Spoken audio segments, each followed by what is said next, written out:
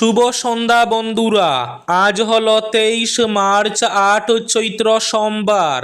আজকের সন্ধ্যার বিশেষ বিশেষ খবরগুলি হলো: অবশেষে আনুষ্ঠানিক ঘোষণা, একসঙ্গে 3 মাসের রেশন, এপ্রিল থেকেই নতুন নিয়মে খাদ্যশস্য বিলি কেন্দ্রের। সৌদি আরবে সড়ক দুর্ঘটনায় মর্মান্তিক মৃত্যু সোনাবাড়ি ঘাটের এক যুবকের। আসছে গ্রীষ্মের দাবদাহ, গরম যত বাড়বে বিদ্যুতের চাহিদাও বাড়বে। গ্যাস সংকটের মধ্যেই বললেন প্রধানমন্ত্রী নরেন্দ্র মোদী। পণের দাবিতে স্ত্রীকে বিষাক্ত ইঞ্জেকশন দিয়ে খুন, বিয়ের 4 মাসের মাথায় মর্মান্তিক পরিণতি। বরাকের 13টি বিধানসভা কেন্দ্রের ভোটারের সংখ্যা 28,19,514, তৃতীয় লিঙ্গ 27। সর্বোচ্চ ভোটার দক্ষিণ করিমগঞ্জে 2,84,408, সর্বনিম্ন লক্ষ্মীপুর 1,77,209।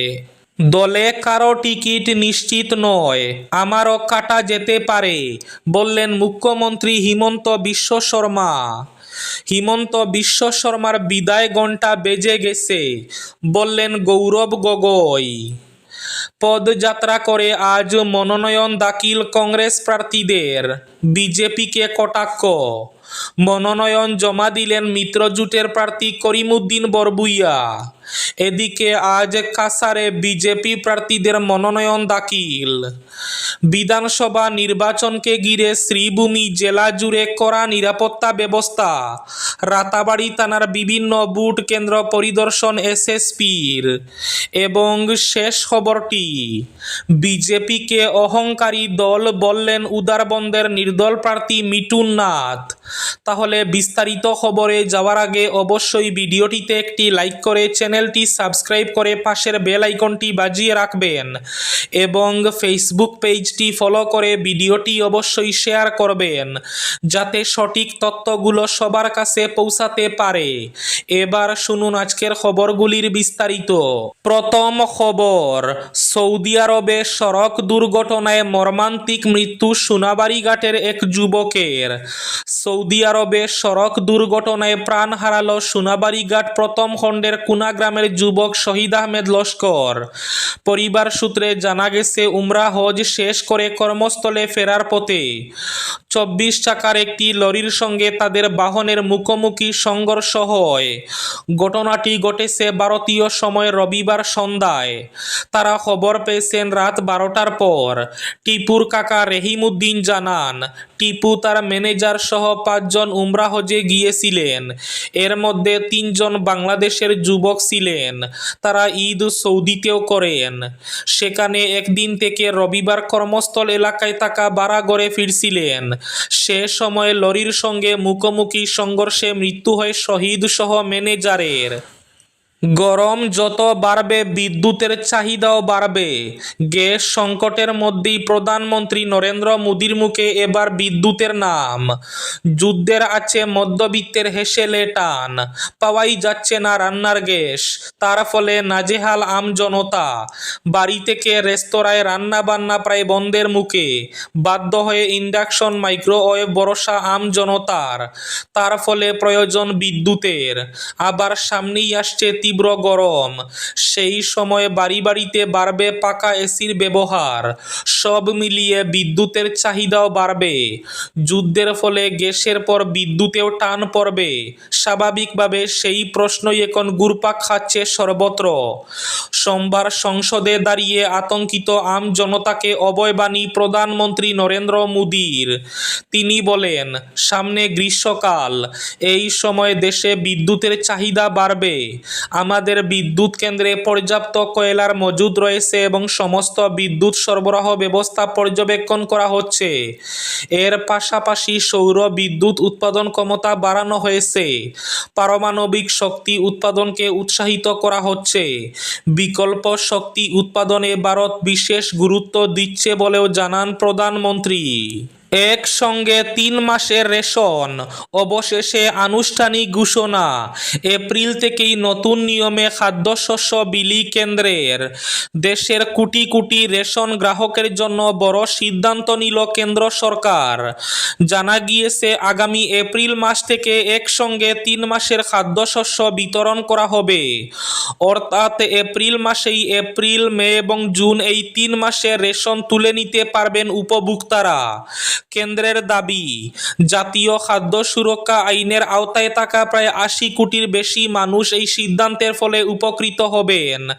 আগের মতোই মাথাপিছু 5 কেজি করে চাল বা গম দেওয়া হবে। মূল লক্ষ্য গুদামে থাকা খাদ্যশস্য দ্রুত বিতরণ করা এবং রেশন দোকানে ভিড় কমানো। পদযাত্রা করে মনোনয়ন দাখিল কংগ্রেস প্রার্থীদের, বিজেপিকে কটাক্ষ। শিলচর সহ কাছাড় জেলার 6 আসনের কংগ্রেস প্রার্থীরা আজ সোমবার মনোনয়নপত্র দাখিল করেন।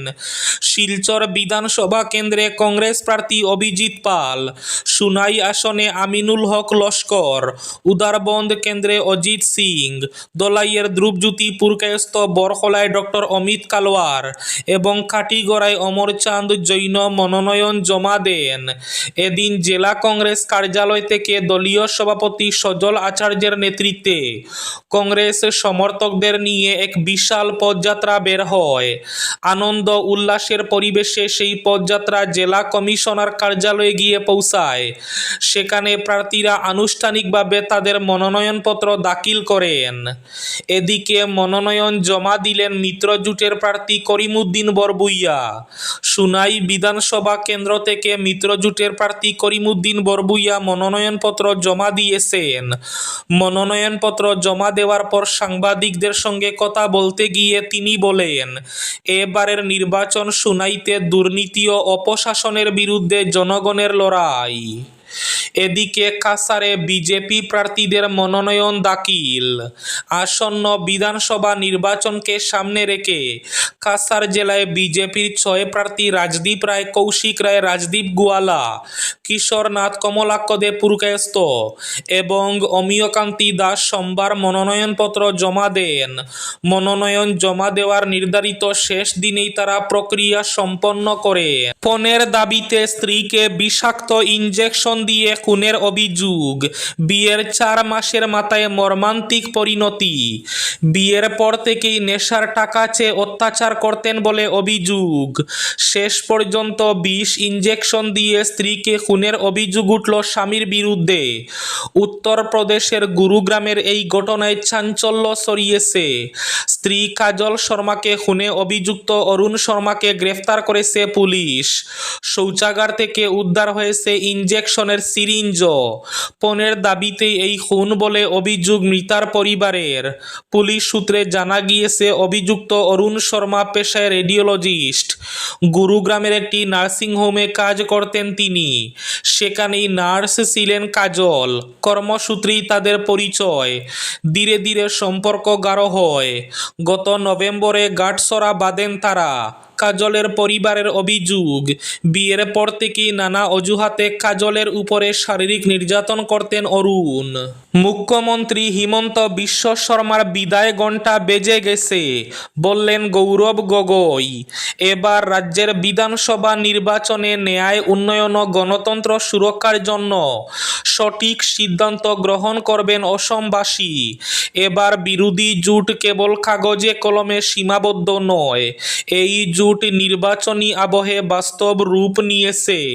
রবিবার গোলাঘাট জেলার সরুপাতার বিধানসভা কেন্দ্রে কংগ্রেস জোটের শরিক অসম জাতীয় পরিষদের এজেপি প্রার্থী জীবন চুটিয়ার সমর্থনে নির্বাচনী সভায় একথা বলেন অসম প্রদেশ কংগ্রেসের সভাপতি গৌরব গগৈ। তিনি বলেন, সিদ্ধার্থ ভট্টাচার্যই বিজেপিতে যোগদান করিয়েছিলেন হিমন্ত বিশ্ব শর্মাকে, কিন্তু সেই সিদ্ধার্থ ভট্টাচার্যের ডানা হিমন্ত বিশ্ব শর্মা কেটে দিয়েছেন। ফলে কংগ্রেস জোটের সঙ্গে পরিবর্তনের জন্য প্রস্তুত রয়েছেন অসমবাসী। বিজেপিকে অহংকারী দল বললেন উদারবন্দের নির্দল প্রার্থী মিঠুন। উদারবন্দ বিধানসভা কেন্দ্রের নির্দল প্রার্থী মিঠুন নাথ মনোনয়নপত্র দাখিলের পর বিজেপির বিরুদ্ধে তীব্র সমালোচনা করে বিস্ফোরক মন্তব্য করেন। কাছাড় জেলা আয়ুক্তের কার্যালয়ের মনোনয়ন জমা দেওয়ার পর সংবাদ মাধ্যমের মুখোমুখি হয়ে তিনি বিজেপিকে অহংকারী দল বলে আখ্যা দেন। মিঠুন নাথ বলেন, বিজেপি এখন একটি অহংকারী দলে পরিণত হয়েছে। দলের পুরনো নীতি আদর্শ আর বজায় নেই। বর্তমান নেতৃত্ব পুরনো কর্মীদের সম্মান দিচ্ছে না। দলে কারো টিকিট নিশ্চিত নয়, আমারও কাটা যেতে পারে, বললেন মুখ্যমন্ত্রী হিমন্ত বিশ্ব শর্মা। বিধানসভা নির্বাচনে এবার এনডিএ জোট 104টি আসন পেতে পারে বলে মন্তব্য করেন মুখ্যমন্ত্রী। রবিবার হাফলংয়ে জটিকা সফরে এসে মুখ্যমন্ত্রী এই মন্তব্য করেন। তিনি বলেন, এবার বিধানসভা নির্বাচনে রাজ্যে এনডিএ জোট 104টি আসনে জয়লাভ করার সম্ভাবনা। সোমবার মনোনয়নপত্র জমা দেওয়ার শেষ দিন এবং 24 মার্চ থেকে বিজেপি রাজ্যে নির্বাচনের প্রচার অভিযান শুরু করবে। তাই এবারের নির্বাচনে বিজেপি অসমে কতটা আসনে জয়লাভ করবে আগাম বলা ঠিক হবে না বলে জানান হিমন্ত। তার কথায়, প্রচার অভিযান শুরু হওয়ার পরই বিজেপি কটি আসনে জয়লাভ করবে তা বলা সম্ভব হবে। এবার শেষ খবরটি, বিধানসভা নির্বাচনকে ঘিরে শ্রীভূমি জেলা জুড়ে করা নিরাপত্তা ব্যবস্থা। রাতাবাড়ী থানার বিভিন্ন বুথ কেন্দ্র পরিদর্শন এসএসপির। আসন্ন অসম বিধানসভা নির্বাচনকে কেন্দ্র করে শ্রীভূমি জেলা জুড়ে জোরদার করা হয়েছে নিরাপত্তা ব্যবস্থা। নির্বাচনকে শান্তিপূর্ণ ও সুষ্ঠুভাবে সম্পন্ন করতে জেলা প্রশাসনের পাশাপাশি পুলিশ ও অর্ধসামরিক বাহিনীর ব্যাপক মোতায়েন লক্ষ্য করা গেছে। এ প্রেক্ষিতে জেলার সিনিয়র পুলিশ সুপার লীনা দলের নেতৃত্বে Ramkrishnanagar sub divisional incharge Anshul Sharma, Ratabari থানার ওসি চিত্তরঞ্জন বসুমতারি সহ অন্যান্যরা এলাকায় টহলদারি চালাচ্ছেন। আইন শৃঙ্খলা বজায় রাখা এবং ভোটারদের নিরাপত্তা নিশ্চিত করতে গুরুত্বপূর্ণ এলাকাগুলোতে বিশেষ নজরদারি রাখা হয়েছে। প্রশাসনের পক্ষ থেকে জানানো হয়েছে, যে কোনো ধরনের অপ্রীতিকর ঘটনা এড়াতে সর্বোচ্চ সতর্কতা অবলম্বন করা হচ্ছে। এই ছিল আজকের সন্ধ্যার বিশেষ খবরগুলি। ভিডিওটি অবশ্যই লাইক করে শেয়ার করে দেবেন।